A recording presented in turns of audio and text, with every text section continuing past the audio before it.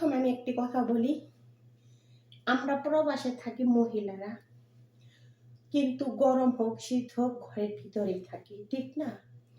আর পুরুষ মানুষ থাকে বাইরে।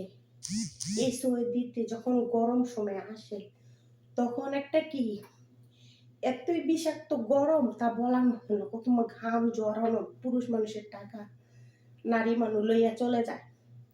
কারণ ওইটা বাপ মাকে বিশ্বাস না করে নারীদেরকে বিশ্বাস করে, তখন কি খায়? ধোঁকা খায়, বুঝছেন? তো আপনারা যদি বাবা মাকে ভালোবাসেন না, দিন শেষে বাবা মার কাছ থেকে 1 টাকা হলে পাইবেন।